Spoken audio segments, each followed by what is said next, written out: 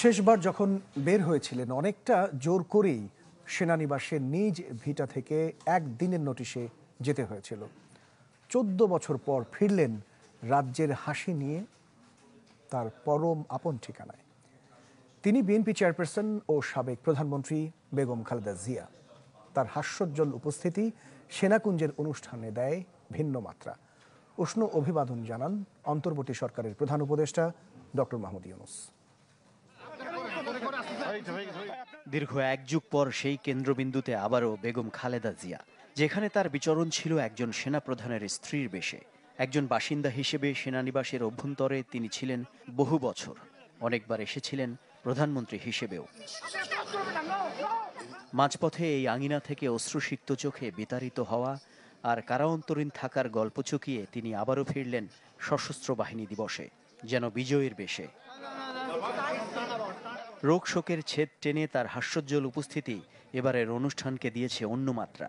উষ্ণ অভিবাদন জানান অন্তর্বর্তী সরকারের প্রধান উপদেষ্টা doctor Mohammad Yunus. Rigel Emporium Honeybird অফারে জিতে নিতে পারেন ইন্দোনেশিয়ার বালিতে স্বপ্নের হানিমুন। আজ আমরা বিশেষভাবে সৌভাগ্যবান এবং সম্মানিত যে বাংলাদেশের 3 বারের নির্বাচিত প্রধানমন্ত্রী বীর মুক্তিযোদ্ধা শহীদ রাষ্ট্রপতি জিয়াউর রহমানের স্ত্রী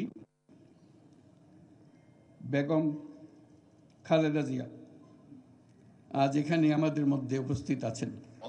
এমন এক সন্ধিক্ষণে খালেদা জিয়া সশস্ত্র বাহিনী দিবসে নিমন্ত্রিত হয়েছেন যখন তিনি প্রধানমন্ত্রী নন, বিরোধী দলীয় নেত্রীও নন। তবুও তাকে ঘিরেই ছিল সবার আলাদা মনোযোগ। এক যুগ ধরে তিনি এই মহাসম্মেলনীতে অংশগ্রহণ করার সুযোগ পান নাই। আজকে সুযোগ পেয়েছেন। আমরা সবাই আনন্দিত এবং গর্বিত যে আমরা এই সুযোগ দিতে পেরেছি আপনাকে। পৃথক ব্যবস্থা রাখা হয়েছে। অন্তর্বর্তী সরকারের দেশ পরিচালনায় মাঠে সক্রিয় সহযোগীর ভূমিকায় বাংলাদেশ সেনাবাহিনী। দেশের ভিন্ন এক রাজনৈতিক বাস্তবতায় তাদের নিমন্ত্রণে এমন সরব উপস্থিতির জানান দিয়ে হয়তো নতুন বার্তা দিয়ে গেলেন বিএনপি চেয়ারপারসন বেগম খালেদা জিয়া। মাকসুদুন নবী, চ্যানেল 24, ঢাকা।